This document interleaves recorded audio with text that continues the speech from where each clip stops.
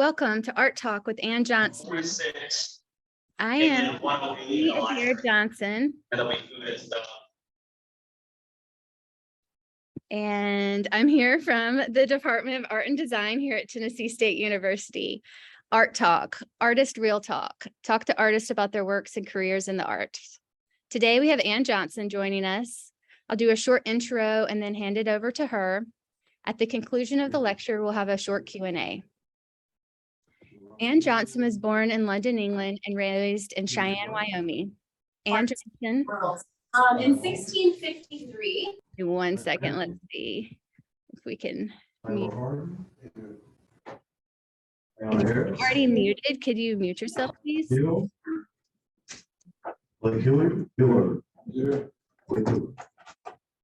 Let's see.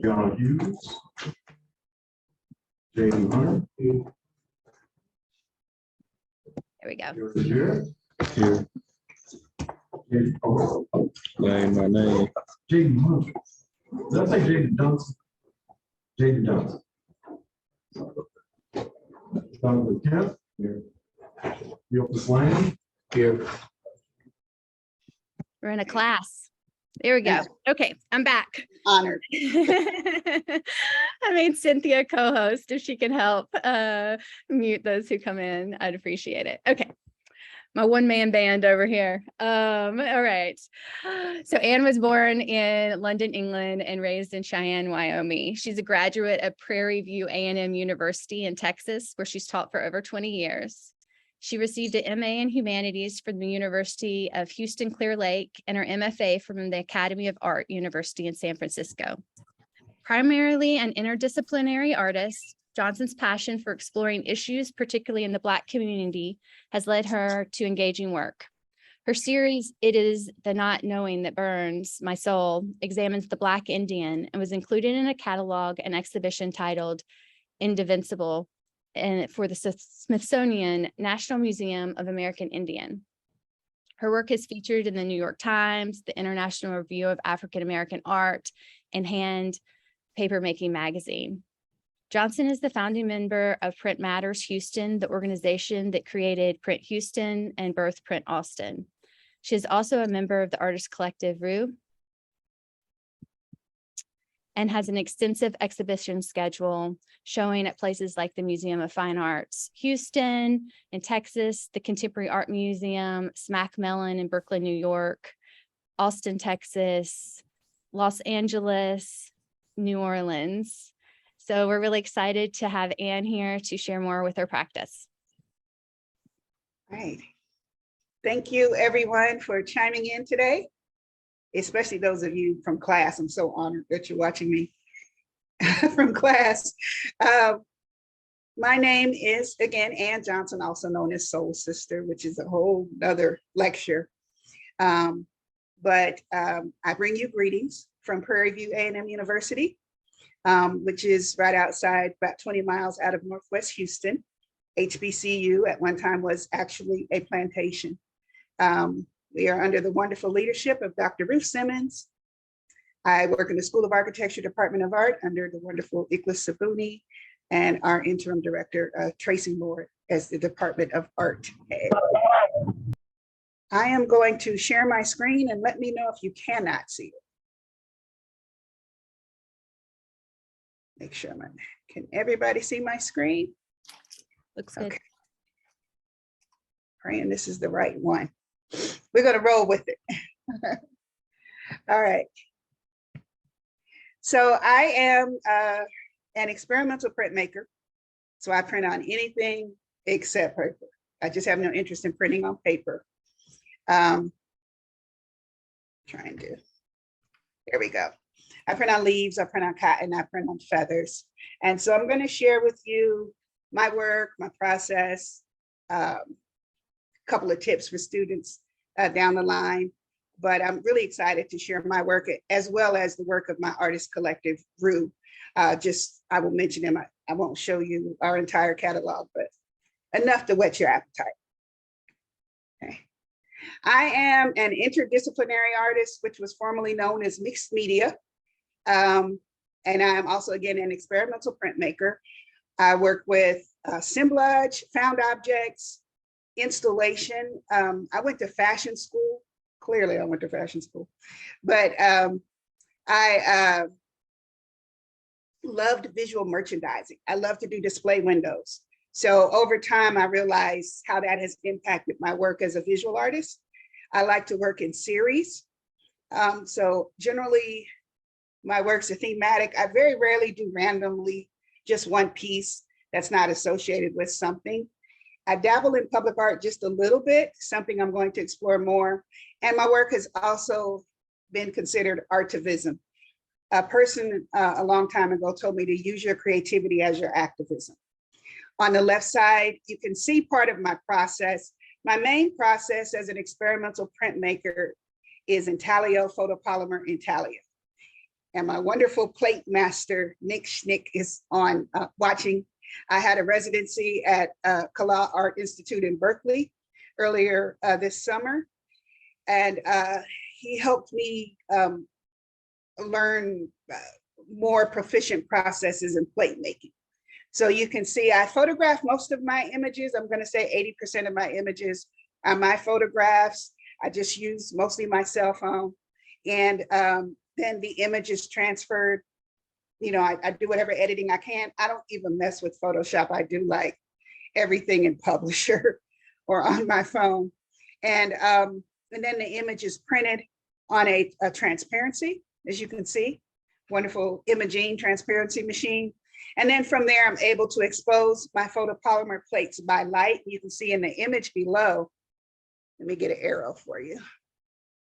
Down here are my printing plates and some examples of the process. And then when I was at Carroll, I was fortunate to use the big wheel, which, you know, is like driving an old school Lincoln. But I have a very small press at home. So if you're familiar with the intaglio process, you know that you have to have a printing press. So after all of that, I get to have fun and make stuff like this, the image on the left. I have a tribe, my tribe.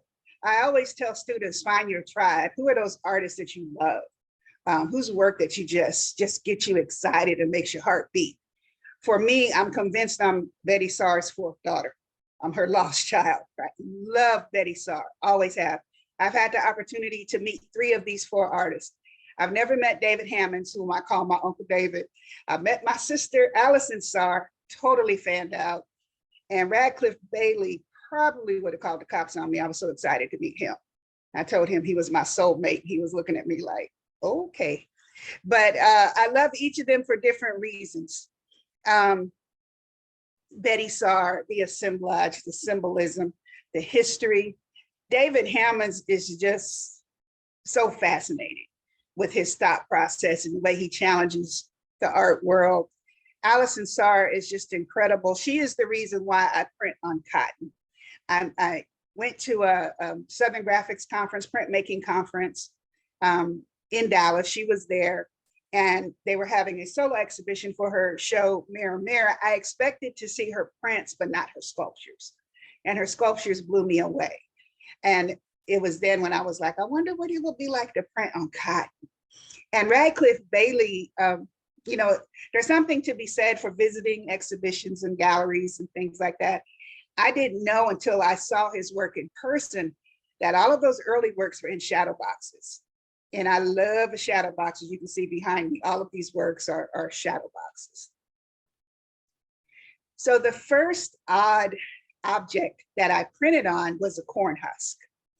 As Courtney talked about, my thesis was called It Is the Not Knowing That Burns My Soul. And it was about my great grandmother, Imogene, who was a Black Indian. And there was so much about her that I didn't know. We just had these 3 pictures of her and I was always fascinated by her image growing up. And then my aunts and my dad, they just say she was just so mean. They couldn't stand her. But, you know, she had a right to be mean growing up that time in Alabama, you know, in the 20s. Life was, you know, we think we have it hard now. It was something back then. So I started flirting around with printing on corn husk, printed on corn husk, and then eventually led me to printing on feathers. And in the beginning, all I printed was her. You know, what could I print her? I could print her on a turkey feather, which is different than printing on a marabou feather. Water-based ink works different than oil-based ink. So because I didn't know anybody who was doing this, I was so fortunate. My greatest gift in graduate school, the second time, was I had a professor who let me fly. She just rolled with me. I started doing crazy stuff and she was like, okay, let's explore this. And if you can find a mentor to guide you like that, it's life-changing. And so eventually I started exploring different family members. In the middle is my grandfather, my aunt, and my uncles when they were young. And then I started getting more that shadow box thing and that object thing, adding an Afro pick and adding males, because this part of the family migrated from Alabama to Pennsylvania and worked in the steel mills and did that hard, tough work. And my grandfather was a tough dude. I never met him, but he was a really tough, steel working kind of guy, true Pittsburgh. Right. What I love about marabou feathers on the right side is how mystical the image looks. The beauty of printmaking, particularly the way that I print, is I can have the same plate and I can make 5 prints and they'll all look different because of what I'm using as a support. Then I started playing around with leaves. I started with bay leaves, and then I realized that magnolia leaves and sycamore leaves have like a velvet on the back. And so they're very absorbent to ink. These two prints I did in 2011. They still look like this to this day. So it's been pretty archival. I haven't had any issues with printing on leaves. And then eventually I started printing a few people outside of the family. Please don't send me an email, ask me to print your grandmother on a feather. I don't do that. But I keep everything close to a series. Then I did a series called History Preserved or Genealogy Preserved for a particular exhibition. And I thought it'd be kind of cool and interesting to print on vegetables, right? I bought a food dehydrator, supposed to be making healthy snacks, and I'm making paper. And it made really cool paper. This is an image of my mother. And what I've learned from this, because a lot of my process, it is so experimental that I don't know what the end result is going to be initially. So, you know, I'm only in my 3rd year of printing on cotton, you know, so I'm still learning things. What I've learned about the zucchini and cucumbers and all that fun stuff, when I would print on them, they would be encased in resin, but over time they would brown. Now there's ways to make papyrus paper so that, you know, it doesn't turn, and I haven't gotten there yet. What I did find out is the yam, which was a crop from Africa brought to the United States. Yam paper lasts forever for whatever reason. And so I can print on sweet potato or yam paper and it seems to last forever. On the right side, that's called the Harvesters. I apologize for not having the name on there. That is at the top, the Great Autumn Night. She's a performance artist. If you don't know who she is, find out. In the middle is an image of a young slave girl. And there's a lot of iconography in it. Cotton speaks for itself when you're talking about the South. Gold, areas of Africa that was so rich in gold. So it's levels, you know, of harvest. Working in series, one of the subjects that I tackled was the history of gynecology and how brutalizing it was for enslaved women. It was just horrendous if you ever really read some of the documents and the diaries associated with the butchering of enslaved women's bodies in the name of science. And so these 2 pieces are detailed pieces from a piece called The Experiment. It had images printed on leaves in cages, caged women.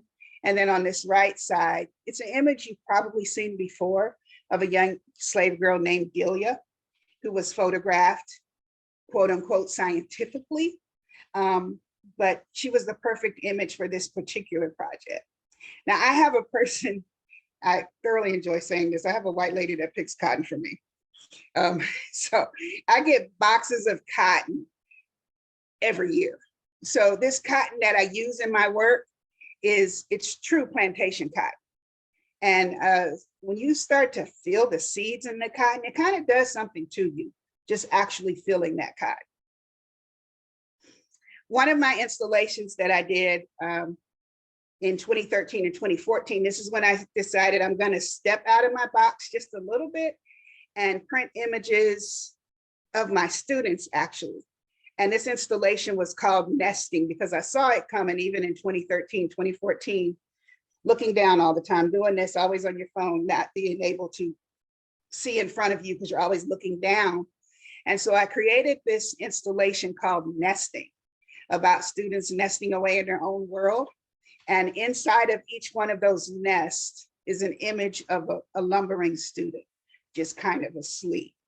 And so depending on, I've shown this since 2013, 2014. I have it showing in an upcoming exhibition next month.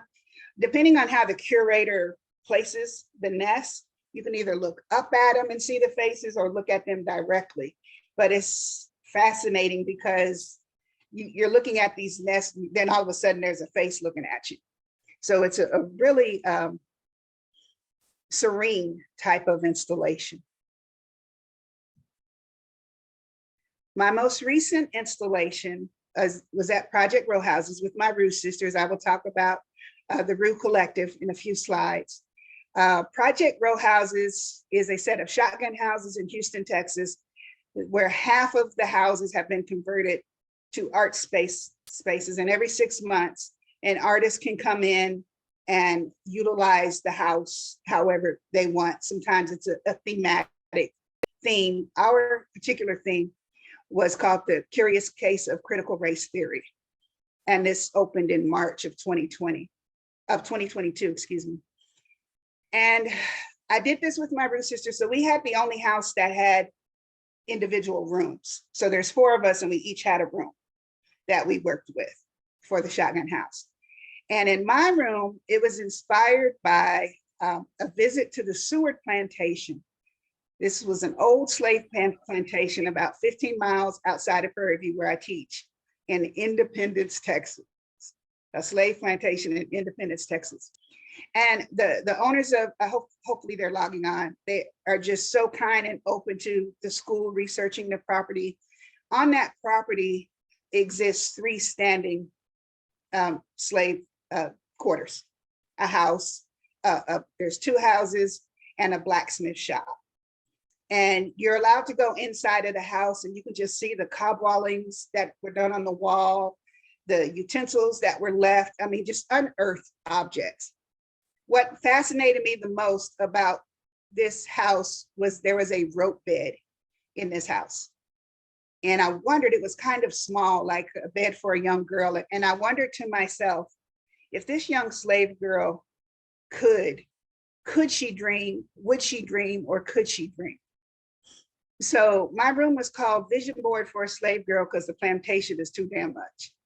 So working with this and critical race theories, in the windows were jars that had like Toni Morrison or a quote by Maya Angelou, books that have been banned. There's so much symbolism in the room, images on the quilt. You can see this more in detail on my website. The nests are in here, cotton hanging from the ceiling, but the signature piece is the actual vision board on the left. And that's more of a detailed, 3 panels. On the left side is a young slave girl holding a white baby. Behind her are runaway slave posters. In the middle is the middle and second and third panel, the central image is myself. It addresses issues with Mammy, the entertainers of the day, Billie Holiday, Lena Horne, colorism, this is what that explores. And then that last panel was more current, which the top half of this panel is me inside of the slave quarters. This is something you will see me removing the scarf in several images coming up. It's about the narrative being seen in the Mammy image, right? I don't have problems with Mammy. The problems we have with Mammy is how she has been presented to us. Aunt Jemima and Mammy. My great-grandmother, my grandmothers, they were all mammies. They had to take care of other people's families before they could take care of their own. That's what they had to do. They had to hide behind those smiles for survival. And so this is something that I have been exploring in several series.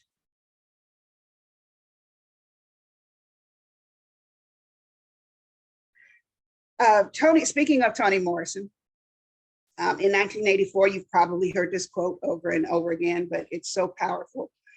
This is precisely the time when artists go to work. There is no time for despair, no place for self-pity, no need for silence, no room for fear.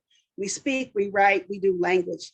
That is how civilizations heal. So that's like a battle cry to artists.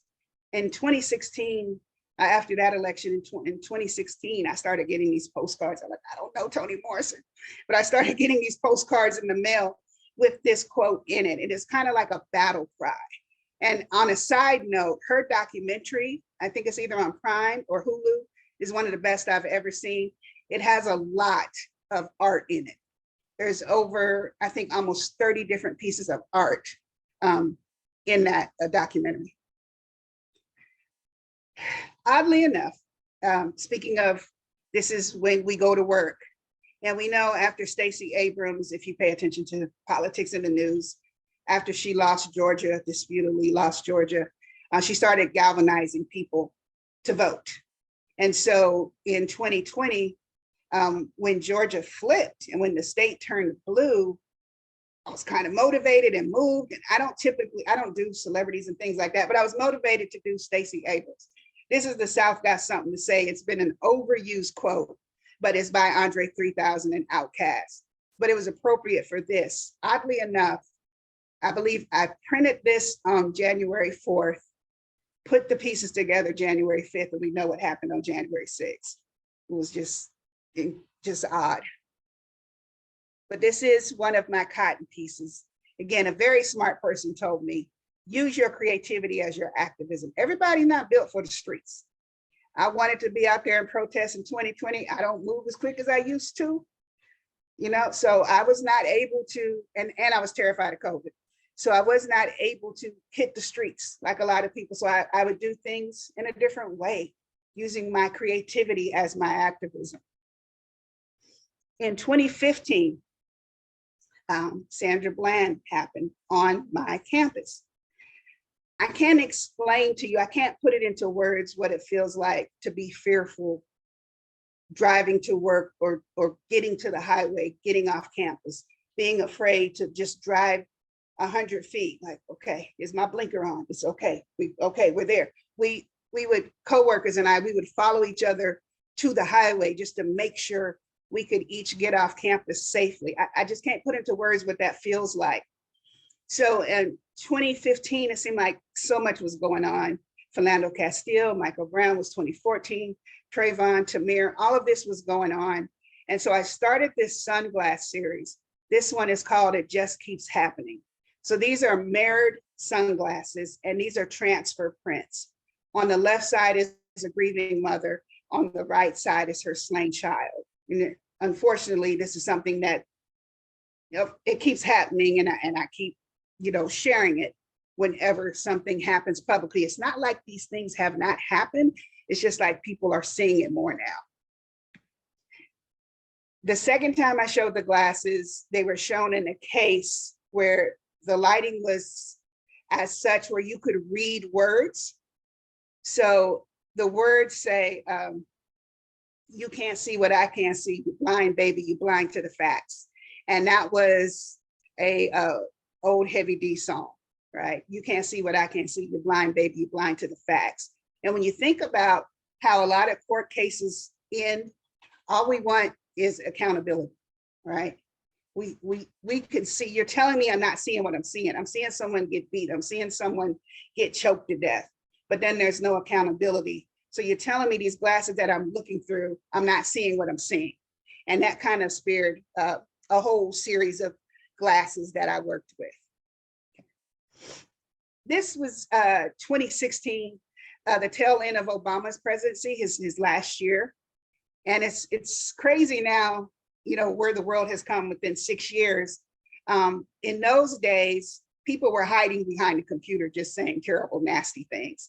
Now people don't hide anymore. But I did this installation in Austin, Texas called Converse Real Talk. And I challenged people to sit down and have a face-to-face conversation with these trigger words on leaves, printed on leaves. I was ahead of my time. Trumped, breathe, Ferguson, protest, voting, Supreme Court. There was just all kinds of Obama, all kinds of trigger words, right? So it looked like this. So it looked like a park. And all over the space were chairs where you would sit face to face and have a face-to-face conversation with someone, just an honest conversation. People would stop on their lunch break just to sit and have these conversations. And then there's a mailbox in the corner and people would put their thoughts. The interesting thing about this installation is, of course, you have the images on the leaves. So there's always somebody peering in on the conversation, right? Because somebody's always watching. We don't care how, I don't care if you deleted something or not, somebody has seen it. So someone is always watching. I also had a little nanny cam down here, old school nanny cam in there also, which kind of freaked people out. It's like, oh my God, somebody's watching. No, somebody is always watching. So it was a very successful installation. It traveled to Syracuse, New York, Brenham, Texas. So it's been around. These are some of the detail images from the leaves. These are all images of people that I know, and they are printed on sycamore leaves. And these twigs literally came from my front yard, literally. These are some, and some of these are actually some of my students, people that I know. That is Autumn Knight and her husband, Robert Pruitt, who is an awesome artist as well. It's just an art power couple.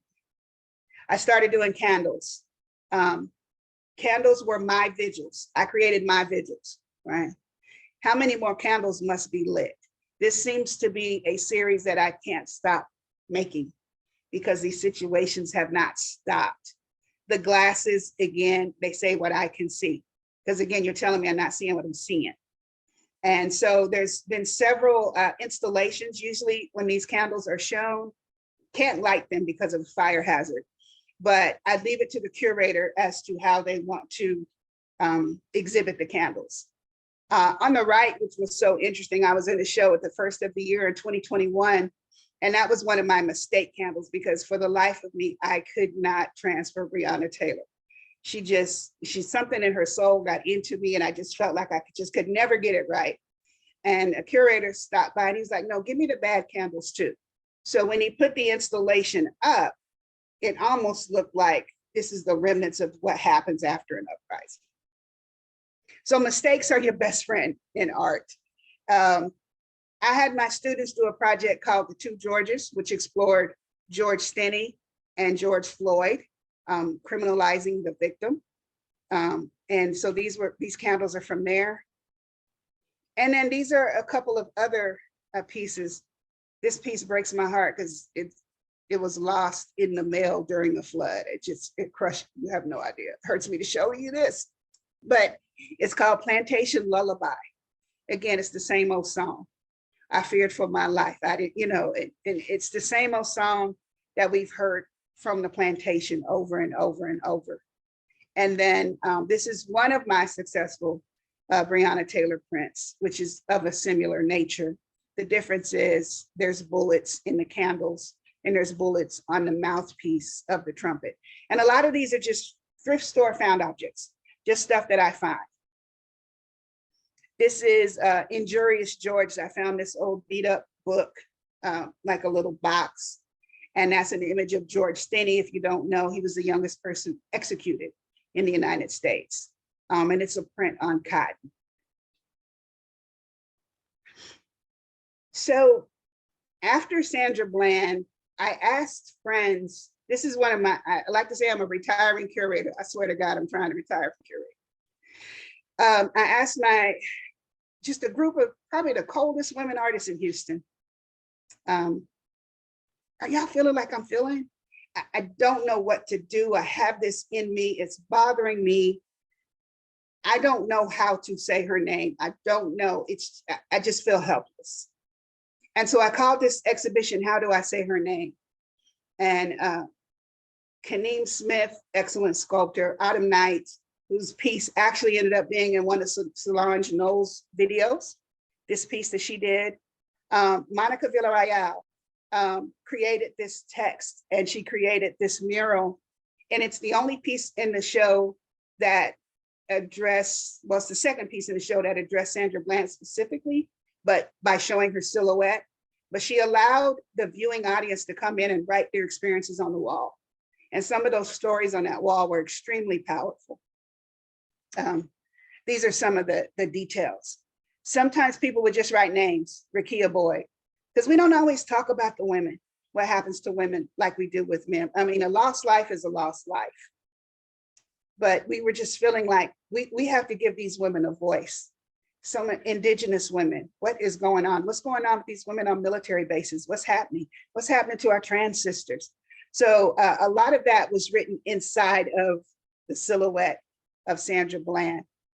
This is an anamorphic piece by Rebea Bayin, which is a replica of the Public Enemy design, their logo. And then Lovey Olivia addressed Women in the Shadows right here. It was such a powerful show. It ended up traveling to Texas A&M University, and it actually won, which I forget to say, College Art Association Exhibition of the Year. Those numbers in neon are, thank you, are Sandra Bland's, her process number. And done by Rebea Bayin. And she told me just the other day that a person who works in the county courthouse just purchased that. And that person said, I'm gonna hang this in my office. I don't know if she was a clerk for a judge or an attorney, but she bought that, and that piece now hangs in the courthouse, Harris County Courthouse. The piece that I did, one of the reasons why I'm trying to retire as curator is because I just want to create and not chase behind artists, because that's a whole, you understand, Courtney, you understand. The piece that I did is called The Narrative. It's one of the dumbest techniques I have ever done, but I was all in. It's a glass quilt, and I embossed her police report, which was 26 pages for a traffic stop. I embossed each word on one side of the quilt with a heat gun and embossing powder, which is not a smart thing to do with glass, because glass pops. But I have to, thought I could get the video to show, but it's not going to show with the laser. So what I did was created this glass quilt, and then I had this small projector right here, and a video plays in this small projector of the route to Prairie View, driving to Prairie View, which is where she was stopped right outside of campus. One side is a traditional quilt pattern, and on the other side is a replica of a G's Bend pattern, but with the words on it. And then one side says, say her name, don't forget her name. Then on the other side is the police report. So it's a pretty powerful piece. I'm sorry the video is not playing for you, but I can make it play later. Inside, one of the interesting things about the video of Sandra Bland when she was arrested was she kept going like this while she was being detained in the jail, and she kept going like this, doing these things with her hands. So these are very faint images of her hands right here. My students, this was summer 2020, everybody was fired up, everybody was home, everybody was watching the news. One of the projects I have my students create is recreated work of art from our book. This was David Hammond's Injustice case. And okay, this is actually a video. I think the only way I can do this is to stop it and reshare it. Can I do that, Courtney? Can I stop this and share it again? Sure. Okay, okay. Sorry guys, but I want you to see the moving video. Oh, it just won't do it. Okay. All right, I'll have to do it another way. I wanted you to see the video that the student made of, she just made this fantastic video based off of this painting, but you can see the actual illustration of it. So I'll figure out another way to show it if anyone's interested. I teach printmaking in an experimental manner. And this particular student was a poet, and she did this box and she wrote this poem, and it said, "I had a dream that I was shot last night and my mother wailed." And it was like her own funeral box. And it was just the state of mind that so many people were in, particularly the summer of 2020. And then this student, accidents are your best friend. We were printing on plaster, it kept breaking, and she actually created these broken files, right? On George Floyd, on the history of George Floyd and criminalizing the victim. Yeah, he had issues in the past. It has nothing to do with what happened to him that day. But you see these stacked plaster files. So she ended up taking these art mistakes and creating a really powerful piece. Then I had another student who explored what was going on with women on military bases. So, and I'll move this along. The next series is an auction block series, and this is a result of printing on cotton. So these are my very first cotton prints. So this auction block series, they're prints, they're in a glass frame, and then each block has a word: runaway, Negro, chattel, wanted, something about the thoughts possibly of this person on the auction block. The images are very contemporary. So it kind of unifies that we are still struggling. We are always going to continue to struggle with the evils of slavery in this country. I have expanded the auction block series over the last couple of years. This one is called Stop Erasing My Existence. And Texas, the legislature likes to stay in the school books and continue. We had a 800 teacher shortage this year because teachers are fed up. They're not allowed to teach anymore. And so this one is called Stop Erasing My Existence, because there is this big debate, of course, over 1619. That's a detail of it.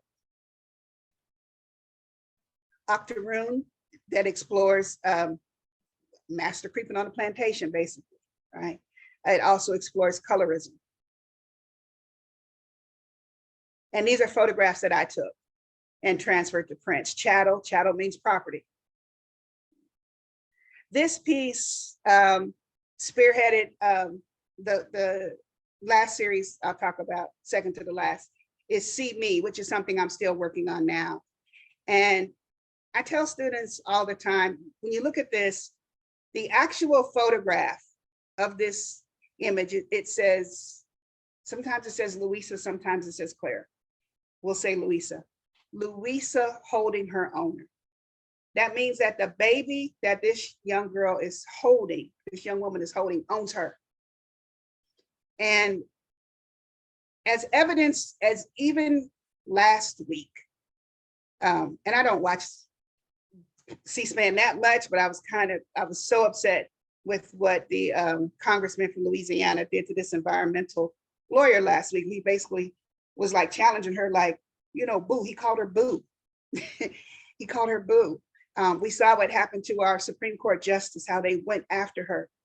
I don't care how educated we are as people of color. I don't care how many degrees we have. I don't care if we're the CEO or the CFO. There's always going to be somebody that sees us like this young lady. This is called You Can't See How You See Me, right? Those deep thought, you're not smarter than me. Why? Just because I'm darker than you doesn't mean I'm not smarter than you, right? And so this piece was inspired by April Ryan. She was a White House correspondent. And when Sean Spicer was the press secretary for all of 5 minutes, she asked him a question and she kind of went like this: I've probably done it 6 times. And he looked at her and said, don't you shake your head at me. I know every Black woman in America was like, you ain't my daddy. But he's like, who gives you the gall to say something like that to someone? Who are you to tell me not to shake my head? So it's the glass, the double consciousness that we have to live through, the glass box that we live in.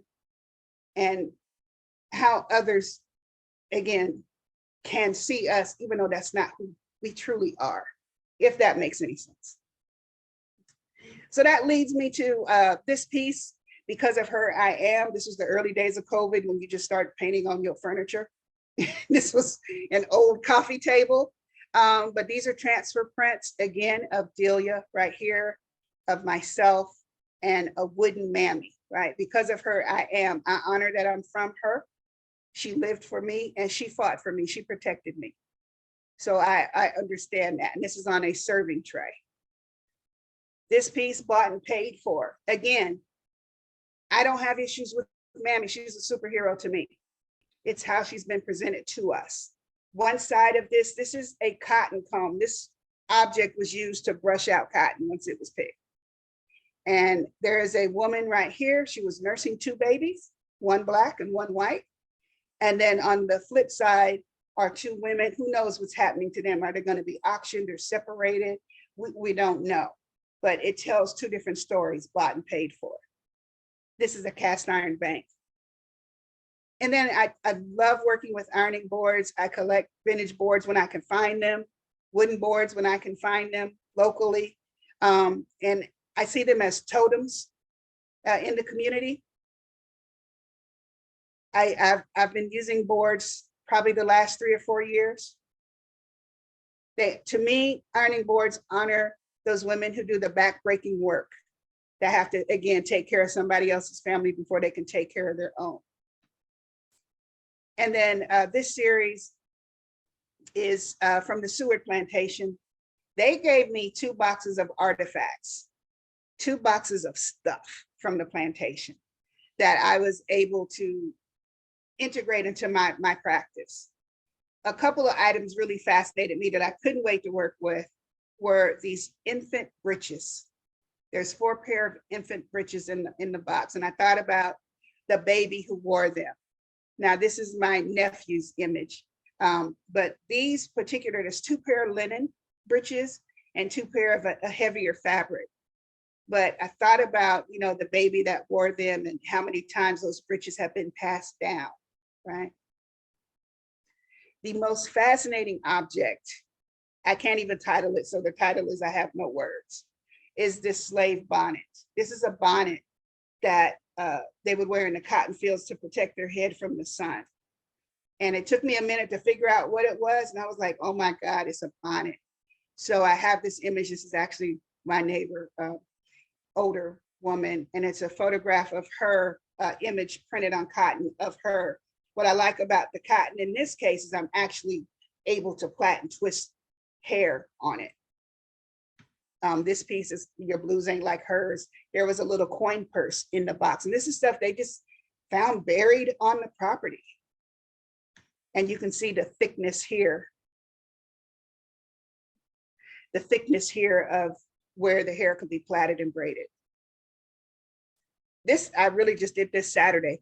I also have bags of broken plates, broken bowls. This is called Fractured Cameo. And this is kind of the process. When I do print on cotton, I do have to put it in like a frame to flatten it for a while. Otherwise, it'll just puff up immediately, unless that's what I want to do with it. And on to my ROUX sisters, and I'll wrap this up.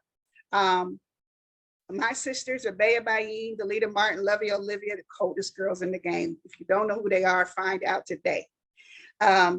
We are the artist collective ROUX. We've been together since 2011. We got together through PrintHouston, which was an event I was a founding member of. And PrintHouston is an exhibition series in Houston where every gallery, museum, art space has a printmaking exhibition in the summer. And I was the only Black person in the group, and I made it my business that there was going to be a Black presence in that exhibition series. And so in 2011, we had an exhibition called ROUX. And we just came with the heat. And then after that, everybody was like, well, when are the ROUX girls going to show? When are the ROUX girls are going to show? Then eventually we decided to make it an official collective. So earlier this year, I was asked to do windows in an art space called Lawndale Art Center. along with an exhibition inside. So I took us, ROUX, I placed us on ironing boards, and this was inspired by John Bigger's shotguns. And so I remixed it. It's called Unearthed, Rebirth, Reimagined, and actually remixed. I remixed his traditional shotguns by using us and adding these little birdhouses that replicated the shotguns. Each woman in the picture is holding a birdhouse. Each one of us on the ironing board, and these are all vintage boards, are holding the birdhouse. And they're very significant. Lovey, activist to her heart, she's holding a townhouse representing the gentrified neighborhood. Delita knew Dr. Biggers, trained at TSU. She's holding a traditional shotgun house. Rebea is from Louisiana. She has the Le Fleur, I can never say it correctly, on her house. I'm wearing a t-shirt that says Edmonia and Elizabeth and Augusta, showing the educator in me. And then the last one says, see me. Try to speed this up, Courtney. I had to get help for the background for the window scene. My good friend Toki Taylor out of Atlanta, Georgia, helped me. So these are traditional shotgun houses. And then there's a young slave girl peering at the neighborhood. So where this center is, it's in a arts district, but it is gentrified. It wasn't always the arts district. So we are peering and looking over and protecting our community the way that those women protected their homes. So for students, very quickly, my advice to you, the best advice I'd ever received, I go to a lot of seminars and stuff, is have a 10-minute art business meeting with yourself every day. Ask questions, find a mentor. You have got to learn how to write. Oh my goodness, this text language thing, it's not gonna fly. You have to learn how to write. They have seminars for that. Find your tribe, be present, show up, go to museums, go to galleries, attend openings, do your research, really focus in on your research. Exhibition opportunities, residencies. I have friends on here from Kala Art Institute where I did a residency this summer. Invest and buy the good stuff, buy golden, save your coupons, get the good stuff. Ask for gift cards for Christmas. You want a gift card to Dick Blick, that's what you want. Let them Jordans go for just once and get you some good stuff. And if this is your love, commit to it. Make sure your social media is clean, right? My social media is clean. I don't have what I ate last night or who I went out with. It's just art, my IG, okay? Always stay ready so you don't have to get ready. On my phone, I have albums. So if I'm meeting somebody and they want to see my work, I have my harvest exhibition. I have my ironing boards. I'm ready. So I'm not showing them pictures of my mom and them, okay? Get your QR codes ready. Make sure your website is up to date. I'm fortunate enough now where I don't have to apply to exhibitions as often. Occasionally I do. But I am represented by a couple of galleries now, Hooks Epstein in Houston and Spillman Blackwell out of New Orleans. I did, though, apply to this exhibition because my mama and my sister were being honorees and I got in. So I'm excited about to be in a Los Angeles printmakers exhibition. And then what I have coming up next month, and Amanda, I think, is on here at the Plains Art Museum. In Fargo, North Dakota is an exhibition called Unseen Traces, which shows some of my newer pieces. This is a remix of one of my older pieces. And a new piece called In Her Honor, which uses prints that I created at Kala along with other found objects. And again, just be seen. That's actually me, right? At an opening. Talked about PrintMatters and PrintHouston. Black Women of Print. Find seminars, workshops, conferences, organizations. Find your tribe. There's somebody who thinks like you out there, and be willing to listen. Just because you get 500 likes on a sketch that you uploaded, that doesn't make you an artist, okay? It's one thing to be talented, but the business of art is a whole nother ballgame. And that's the final thing I'll tell you is documentation. One thing that we made a point of doing with ROUX, every show that we have, we made our own catalog. So now we're documented. So that's so important as an artist. That's all I got for you. So I hope this was helpful or interesting to you. And I'm open to any questions. So yeah, if anyone has any questions, you can drop them in the chat, or I'll make it where we can unmute ourselves, but maybe just raise your hand if you do. Stop the share. Awesome. So I can start us off if we, oh, here we go. Megan raised her hand. Yeah, go ahead and ask. Hi, yeah. I met Anne this summer. I was the artist residency manager at Kala Art Institute, and I fell in love with her all over again. And this talk was nothing short of that. So thank you, Anne, for your amazing work. Miss you. Miss you. I'm hug so, go ahead. I said hug Ruth for me. Sleeping right next to me. I'm so curious how you ship all these works. I think like talking about shipping and things like that was always, I'm always curious as an artist shipping stuff myself, but these are so delicate. Is there anything you've come across that is helpful hints for students or professionals? And lots of bubble wrap. I have to make sure, you know, that leaves and feathers are secured in the frame. Because I don't separate the frame. I make sure everything is secured. But I have a fabulous mail center that I go to. They know me since graduate school. So I can literally just drop the work off and not worry about it. If it's something like those, the cases for In Her Honor, those were all glass flag cases. They totally wrapped it. Everything, Amanda, I think is on here.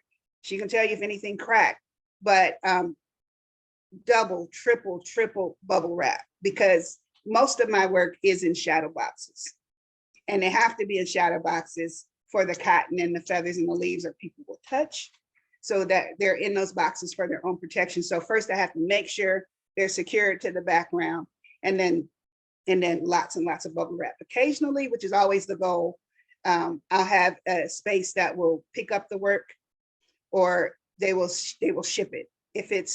If they pick it up and it's shipped by truck, that's a little bit different than shipping it through the mail.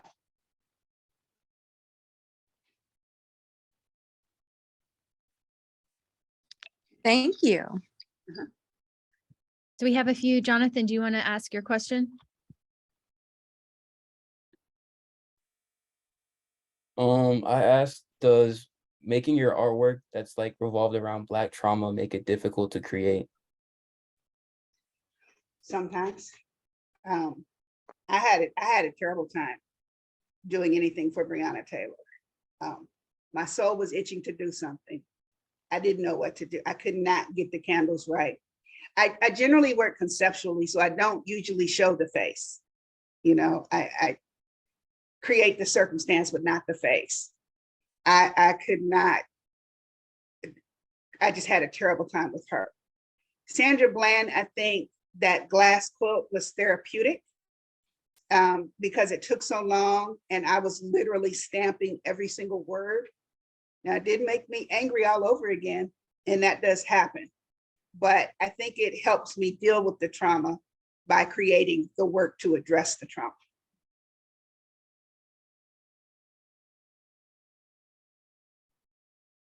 All right, let's see what else was in the chat.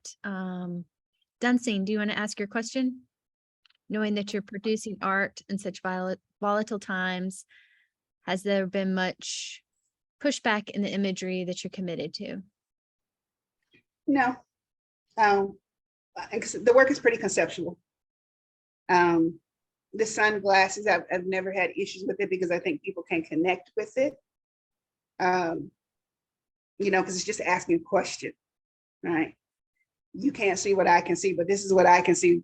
You know, it's a discussion, it's a question. Not really, not yet. I haven't had any major pushback yet. I think because it is conversational for one, and two, it's unique. So I always tell my students, don't look at the work, look into it. So you're looking at a feather, then you start to look into it, and then here comes a narrative associated with it. Yeah, I love how, I mean, they're very common objects and everyday, you know, but you're giving us a new way to view it and to think about, even thinking about a person, you know, Right. existing on a different object. I personally am a reuse artist, and so I love that you mostly, you know, that you're finding these objects. Can you speak on that, sort of like the history that the object that you're finding sort of brings into the story? I might have objects that sit around for years. The trumpet that I used for the Breonna Taylor candle was in my fireplace for years. I forgot about it because I don't use my fireplace, but it worked for that. I like to thrift. I had to slow down on thrifting during COVID, but anything that's a box that can be some sort of a shadow box, I gravitate towards. That trumpet was just kind of dumb luck, the first gold trumpet. And that ended up being in the Contemporary Arts Museum show, which was really cool. So I just kind of find things. Ironing boards, everybody wants to give me one now. But the wood ones are hard to find. I mean, you can find them like if you're in a rural area, but they're expensive now. You know, used to be able to find those in the garbage, but now they're expensive. So, you know, I have my spots where I go.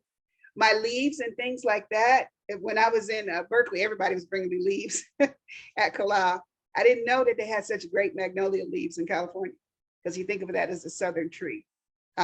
So yeah, I'm still object oriented, you know, and a lot of that comes from a love of Betty Saar, how she uses objects in her work as well. Well, I think all of us can be in this group chat. We've got how many? 23. We can all be on the lookout for ironing boards for you. I appreciate that.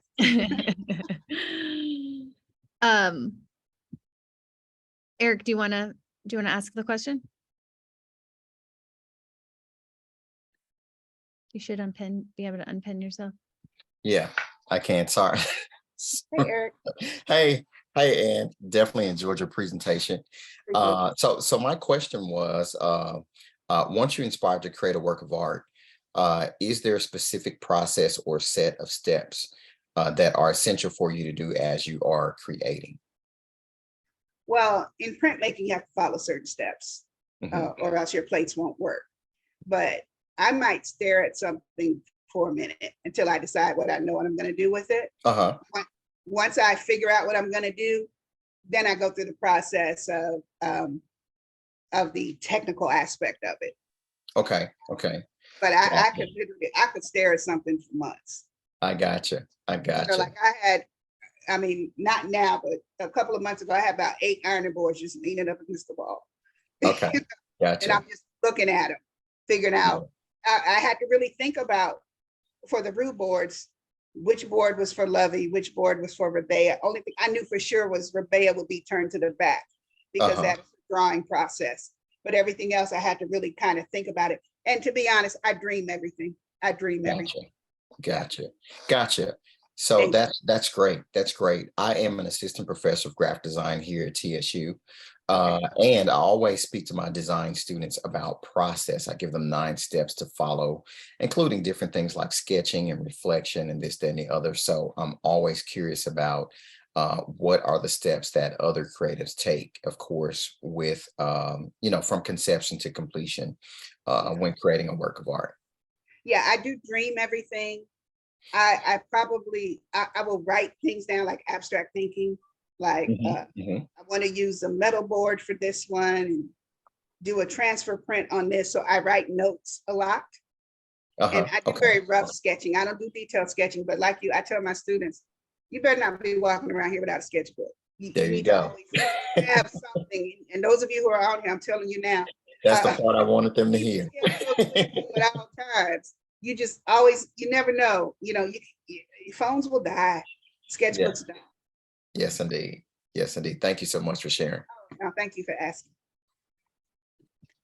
And I have to take notes all the time.